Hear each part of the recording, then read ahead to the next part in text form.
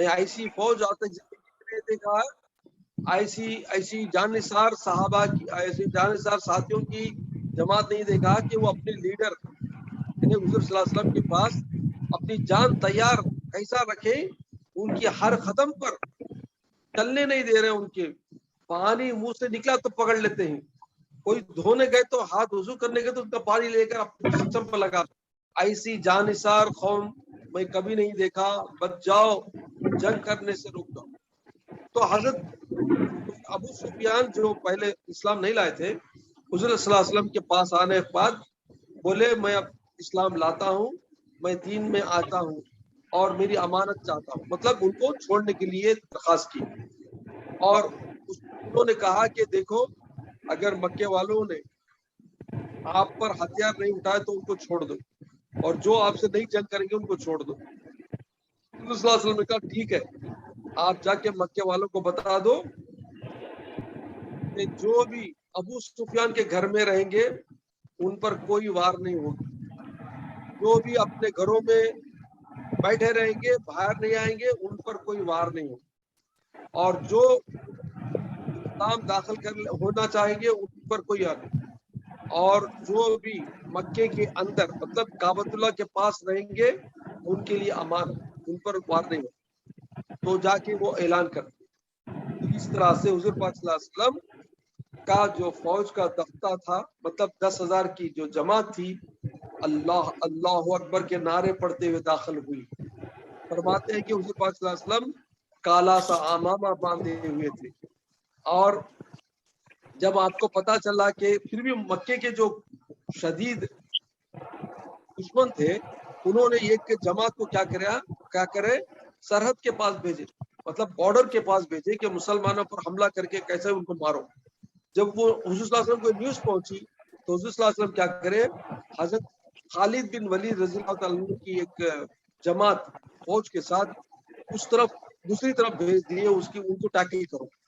تو فرماتے ہیں کہ حضرت خالد بن ولید جب وہ جماعت کافروں کی دیکھے تو ان کو مار کر اس میں سے بہت سارے قیدی کر لیے گئے، بہت سارے مارے گئے. خیر مکے سے جو جماعت آئی تھی وہ برباد ہو گئی. خیر آگے جب یہ فوج چلی تو کیا دیکھتے ہیں کہ مکے میں سنسناٹ ہے، کوئی باہر نہیں پایا، سب اپنے اپنے گھروں میں بیٹھے ہوئے اور اپنے اپنے دریچوں سے دیکھ رہے ہیں کہ آج وہ محمد صلی اللہ علیہ وسلم آ رہے ہیں جن کو ہم نے ستایا، جن کو ہم نے آج دربدر کیا. آج دیکھتے ہیں ہماری جان کی امانت دیتے ہیں یا نہیں، آج ہماری جان کا بدلہ لیتے ہیں یا نہیں، پتہ نہیں کیا کریں گے. سب ڈر رہے تھے، اپنے گھروں میں کانپ رہے تھے کہ آج مسلمان غلبے میں آ گئے ہیں، اگر چاہے تو وہ ہم کو اپنا خون کا بدلہ، اپنی تکلیف کا بدلہ، اپنی مصیبت کا بدلہ لے سکتے ہیں. آج ان کے ہاتھ میں پورا قبضہ آ گیا. لیکن سرکار صلی اللہ علیہ وسلم کی جو پیاری اخلاق پر قربان جائیے، یہ سارے ورلڈ کی ہسٹری میں لکھا گیا ہے کہ مکہ واز کانکوائرڈ اور مکہ was acquired without a single blood on the soil. سرکار صلی اللہ علیہ وسلم کو مکہ فتح ہوا بلڈ لیس خون سے، ایک قطرہ خون بھی نہیں بہائے بغیر اللہ نے آپ کو مکہ فتح فرما دیا. کیوں؟ کیونکہ اللہ کا وعدہ تھا لَتَدْخُلُنَّ الْمَسْجِدَ الْحَرَامَ إِنشَاءَ آمِنِينَ مُحَلِّقِينَ. تو اللہ تعالیٰ تمام مسلمانوں کو بے خوف و خطر بڑے ہی سکون کے ساتھ جب مکے میں داخل ہوئے، وہ کافر جو ان کے جانی دشمن تھے، وہ کافر جو ان کو ختم کرنا چاہتے تھے،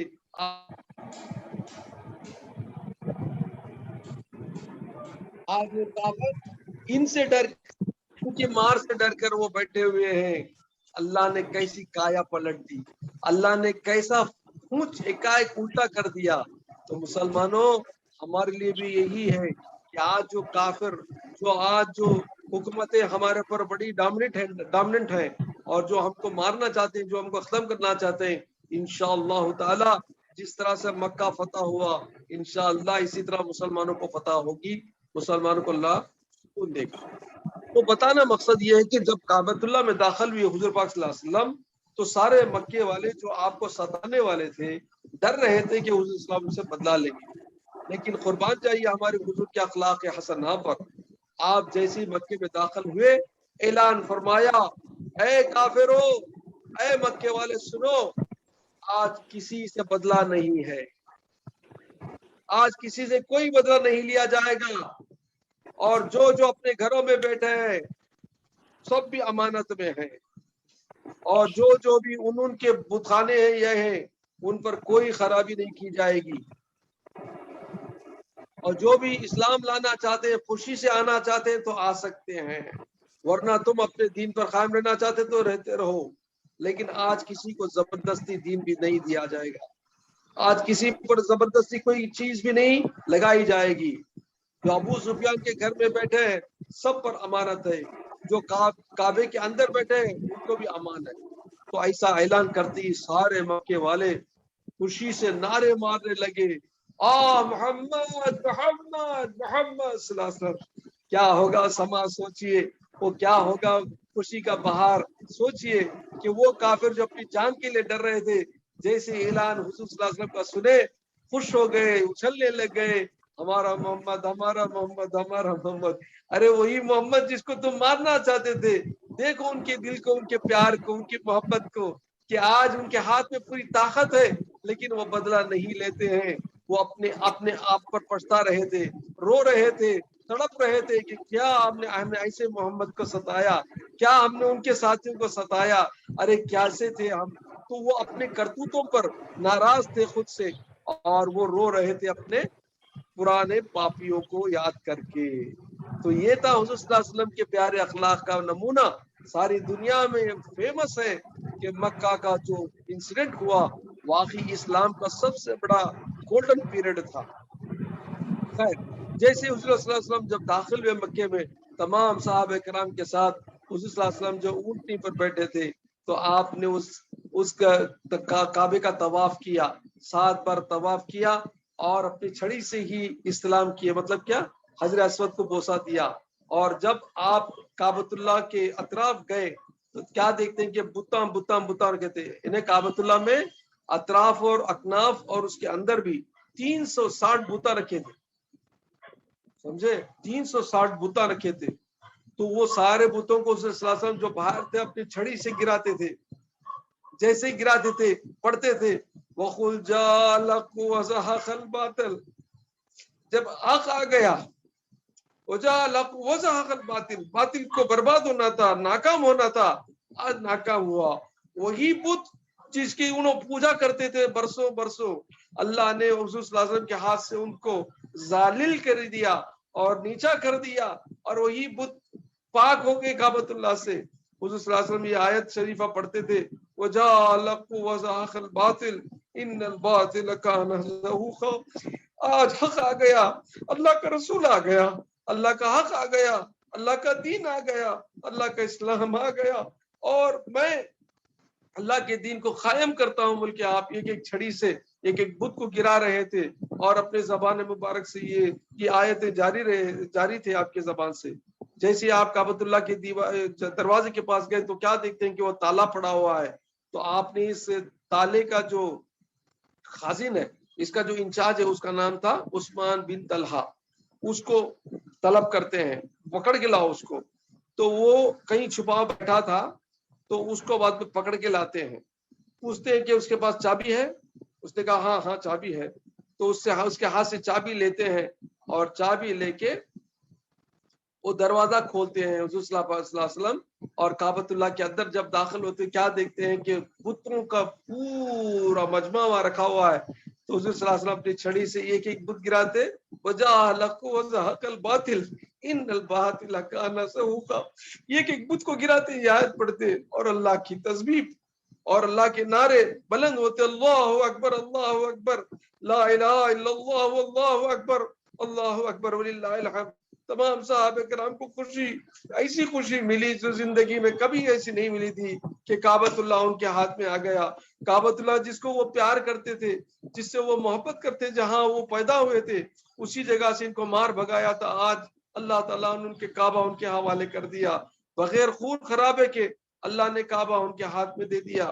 تو ہر صحابی کے زبان پر خوشی کے نعرے تھے، رو رہے تھے صحابہ کرام، اور ان کے زبان پر اللہ کی تسبیح، اللہ کی تکبیر بلند ہو رہی تھی، اللہ اکبر کبیرہ، سبحان اللہ و بحمدہ بکرۃ و اصیلا۔ تو اللہ تعالیٰ اسی طرح کعبۃ اللہ جب فتح ہوا تو حضور صلی اللہ علیہ وسلم جب کعبے کے اندر داخل ہوئے تو پہلے آپ نے نماز ادا کی اور ہر کونے میں جا کے دعا فرمائی۔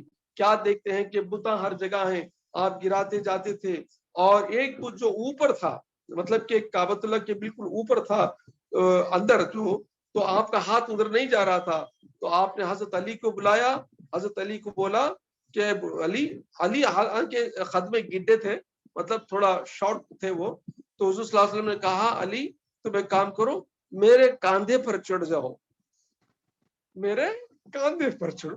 تو حضرت علی رونے لگے، یا رسول اللہ یہ میرے ہاتھ سے نہیں ہو سکتا، میں یہ نہیں کر سکتا کہ آپ کے کاندھوں پر میں چڑھ سکوں، میرے حضور یہ میں نہیں کر سکتا۔ تو حضور صلی اللہ علیہ وسلم زبردستی بولے نہیں چڑھو، کچھ نہیں ہے، میں کہتا ہوں چڑھو۔ تو بڑی زبردستی کرنے میں آپ ڈرتے ڈرتے آپ کے شانوں پر چڑھ گئے۔ تو جیسے آپ نے شانوں پر چڑھا، حضرت علی کو حضور نے پوچھا اے علی تم بتاؤ آپ کیا دیکھتے ہو؟ تو حضور حضرت علی کو ان کی آنکھوں کے سامنے سارے آسمان کے پردے ہٹ گئے، سارا پورا آسمان کا پورا نظارہ دیکھ رہے ہیں، آسمان پر عرش اعظم کا نظارہ دیکھ رہے ہیں، فرشتوں کو دیکھ رہے ہیں، ساری چیزیں ان کے کھل گئی۔ تو حضرت علی نے فرمایا یا رسول اللہ مجھے تو آسمان کی پوری چیزیں نظر آ رہی، عرش اعظم نظر آ رہی یا رسول اللہ۔ تو حضور صلی اللہ علیہ وسلم مسکرائے بولے علی لو اب چھڑی سے اس پہ اوپر والے بت کو گراؤ۔ تو حضرت علی فرماتے ہیں کہ آپ نے ایک ہی ایک دھکے میں وہ بڑے بت کو گرایا جس کا نام حبول تھا۔ تو اس طرح سے اللہ تعالیٰ نے اپنے پیارے حبیب کے ہاتھ سے وہ کعبہ جو ہمیشہ بتوں سے آباد تھا، بتوں سے اور کفر سے ملیا میٹ ہو گیا تھا، ناپاک ہو گیا تھا، پاک ترین اللہ کے محبوب کے ہاتھوں سے اللہ نے اس کعبۃ اللہ کو پاک کرا دیا، اور حضور نے اعلان کیا آج کے بعد سے قیامت تک اس کعبے کو کوئی پامال نہیں کرے گا، آج کے بعد اس کعبے کا کوئی ناپاک نہیں ہوگا، یہ کعبہ پاک رہے گا، قیامت تک پاک رہے گا۔ یہ ہمارے حضور کی پیشین گوئی ہے کہ قیامت تک کعبۃ اللہ میں کبھی کفر داخل نہیں ہوگا۔ ہاں قیامت کے قریب آس پاس کفر پھیلے گا، لیکن کعبۃ اللہ کے اندر کعبۃ اللہ میں کبھی بھی قیامت تک کفر نہیں آئے گا۔ حضور نے اعلان فرمایا کعبہ پاک ہو گیا، کعبہ پاک ہو گیا، یہ اللہ کا گھر ہے اور اللہ کا یہ پیارا پاک مقام ہے، ہمیشہ پاک رہے گا، قیامت تک پاک رہے گا۔ میرے حضور کی یہ فرمان آج بھی جاری ہے، دیکھو جاؤ کعبۃ اللہ دیکھو تو دیکھے تو معلوم ہوگا کہ اس کی پاکی، اس کی پیاری پاکی ہر طرف پھیلی ہوئی ہے، اس کی خوشبو اور اس کے اطراف جو نظارے ہیں اس کو تو ہم اپنی زبان سے بتا ہی نہیں سکتے، جو دیکھے ان سے پوچھو کیا کیا پیارے نظارے ہیں۔ میری دعا ہے اللہ تعالیٰ تم سب کو کعبے کے نظارے، کعبۃ اللہ جانا نصیب فرمائے، اس کی زیارت نصیب فرمائے۔ تو اسی طرح حضور صلی اللہ علیہ وسلم جب کعبے کے باہر آئے تو آپ نے اعلان کیا کہ چلو ہم اب نماز پڑھتے ہیں۔ تو آپ نماز پڑھنے کے لیے اذان کی درخواست ہوئی، تو اذان کے لیے حضرت بلال کو بلایا گیا۔ حضرت بلال کو بولے اے بلال تم کعبے کے چھت پر چڑھ جاؤ۔ تو حضرت بلال کو کسی طرح سارے صحابہ کرام کعبے کے چھت پر چڑھا دیے۔ تو اب کعبے میں چھت پر چڑھا کر حضرت حضور صلی اللہ علیہ وسلم نے ان سے کہا اے بلال اذان دو۔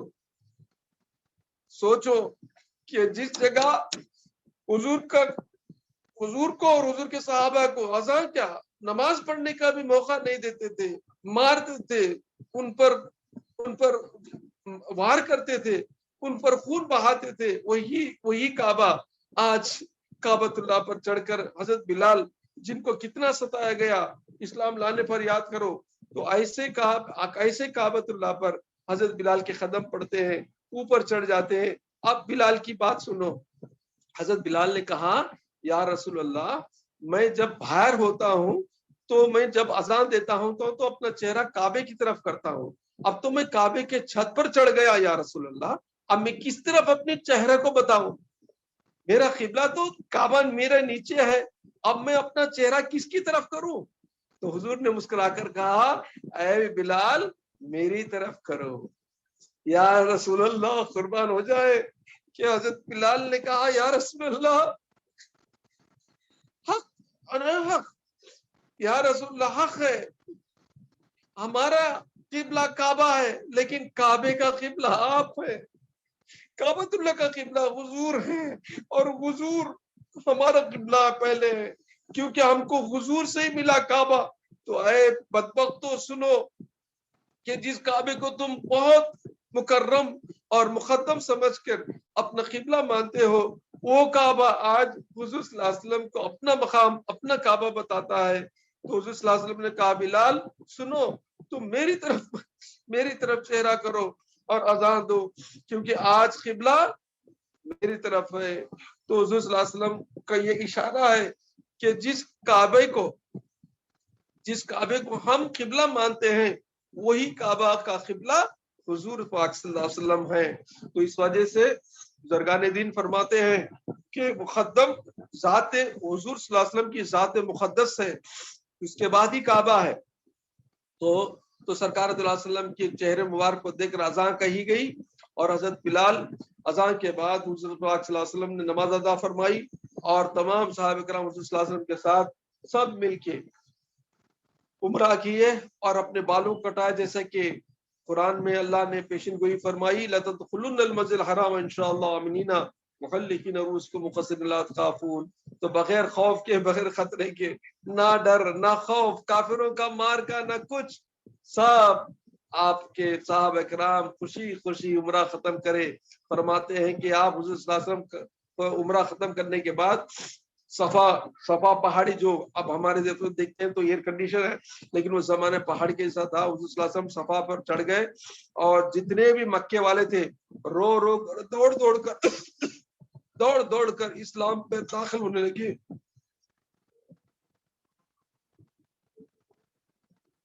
سب لوگ حضور پاک صلی اللہ علیہ وسلم کے پیروں کو چومنے لگے اور کہا کہ ہم اسلام میں داخل ہوتے ہیں، اور دوغ تمام مکے والے مسلمان ہوتے گئے.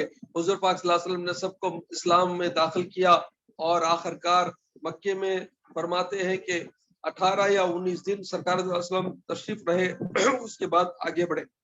تو اس طرح سے کعبۃ اللہ کا جو فتح مکہ کا جو انسیڈنٹ ہوا وہ ہسٹری میں ویری امپورٹنٹ انسیڈنٹ ہے اور تمام ہسٹورینس یا تمام جو دنیا کے رسوخ اور دنیا کے بڑے بڑے جو جنگ لڑے ہیں وہ جانتے ہیں کہ یہ کیسا موقع تھا کہ بغیر بلڈ بہائے کے کعبۃ اللہ فتح ہوا. تو یہ اسلام کا بول بالا یہاں سے آگے بڑھا اور آگے بڑھتا گیا. یہ حضور صلی اللہ علیہ وسلم کی پیاری مبارک ذات اقدس کا ایک فیض ہے جو آج مسلمان دنیا کے کونے کونے میں پھیلے ہوئے ہیں. تو ہم کو حضور صلی اللہ علیہ وسلم کا بڑا احسان ماننا چاہیے اور آپ پر ہمیشہ درود اور سلام کا نذرانہ پیش کرنا چاہیے کیونکہ ان کا احسان ہم پر اتنا ہے کہ ہم اس کو ادا بھی نہیں کر پا سکتے اور آپ کا جس اتنا ہی کر سکتے ہیں کہ ہم آپ پر درود پڑھ کر آپ پر ہم آپ کے احسان کو ہم یاد کر سکتے ہیں اور حضور صلی اللہ علیہ وسلم پر درود و سلام کی ہم ان کے سامنے تحفہ پیش کر سکتے ہیں. اس میں بھی کوئی اگر کسی کو نا آبجیکشن ہے تو بدبخت انسان ہے کیونکہ وہ نہیں جانتا کہ سرکار صلی اللہ علیہ وسلم کی قربانیاں اور ان کے صحابہ کرام کی قربانیاں ان کے صدقے میں آج ہم نے اسلام کو قبول کیا ہے، اسلام ہمارے میں داخل ہوا، ورنہ کیا ہوتا ہماری حالت ہم کو نہیں معلوم. تو اس طرح سے جو تقویٰ ہے جس کا ذکر ابھی آیا قرآن میں کہ حضور صلی اللہ علیہ وسلم کے صدقے میں اللہ نے مومنوں کو تقویٰ اختیار کرنے کا جو الزمہم کلمۃ التقویٰ وکانوا احق بہا واہلھا، کیونکہ اللہ تعالیٰ فرماتا ہے کہ جو تقویٰ ہے، جو اللہ کا ڈر ہے، اللہ کے رسول کی محبت، اللہ کے رسول کی جو اتباعات ہے، تو یہ جو ساری جو چیزیں ہیں یہ اللہ کی پیاری نعمت ہے جس کو لازم قرار دیا گیا. کس کے لیے؟ مومن مسلمان کے لیے، کہ اس کی زندگی کیسی ہو؟ اللہ کے ڈر سے ہو. اور جس کو تقویٰ حاصل ہو جاتا ہے، جس کے دل میں اللہ کا ڈر صحیح آ جاتا ہے، وہ دنیا کی کسی چیز سے نہیں ڈرتا. جو اللہ کا ڈر نہیں رکھتا اسے دنیا کی پوری چیزیں ڈراتی ہیں. یاد رکھ لو ایک بات، جو صحیح مومن ہے، صحیح تقوی والا ہے، جو اللہ کا صحیح ڈر رکھنے والا ہے، اس کے سامنے دنیا کی کوئی چیز نہیں ہے، دنیا کی کوئی چیز اسے ڈرا نہیں سکتی. اس کا ایک چھوٹا سا اگزامپل سن لو کہ حضرت انس رضی اللہ تعالیٰ حضور پاک صلی اللہ علیہ وسلم کے بڑے پیارے صحابی ہیں، جن سے بہت سارے احادیث مرفوع ہیں. تو حضرت انس رضی اللہ تعالیٰ عنہ کے زمانے میں حضور پاک صلی اللہ علیہ وسلم کے پردہ ہونے کے بعد ایک بہت بڑا ظالم بادشاہ آیا تھا، یا امیر المومنین جس کو کہتے ہیں حجاج بن یوسف. وہ بہت بڑا مغرور اور بڑا لوگوں پر ظلم کرنے والا تھا. تو حضرت انس رضی اللہ عنہ چونکہ حضور پاک صلی اللہ علیہ وسلم کے تربیت یافتہ تھے اور صحابی میں تھے، بڑے جلیل القدر صحابی تھے، آپ اپنے واضحوں میں اس جاہل اور اس ظالم کے بارے میں بولتے تھے لوگوں سے کہ بڑا جاہل آیا ہے، بڑا ظالم آیا ہے. تو اس کو خبر پہنچ گئی تو وہ غصے میں آ گیا اور اس نے اپنے سپاہیوں کو بھیجا، ان کو پکڑ کے لاؤ، ان کو بلا بھیجا. تو آپ دربار میں آئے، تو دربار میں آتے کے ساتھ انہیں پوچھا کون؟ جو بادشاہ تھا وہ ٹائم پر حکمران تھا، اس کا نام تھا حجاج بن یوسف. اس نے کہا کیا آپ میرے خلاف بکتے ہیں؟ آپ میرے خلاف بولتے ہیں کہ میں بڑا ظالم ہوں، بڑی یہ ہوں اور بہت کچھ خلاف شرع کام کر رہا ہوں.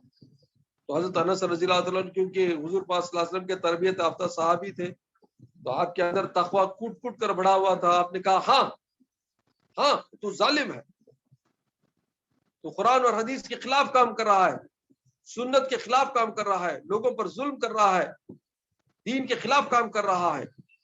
اس کے سامنے بے باکانہ بولا، ڈرنا نہیں سے بولا. تو انہیں جواب دیا انس تم جانتے ہو کہ میں بادشاہ ہوں، میں حکمران ہوں، اب چاہوں تو تم کو قتل بھی کر دوں گا، تم کو مار دوں گا، معلوم ہے؟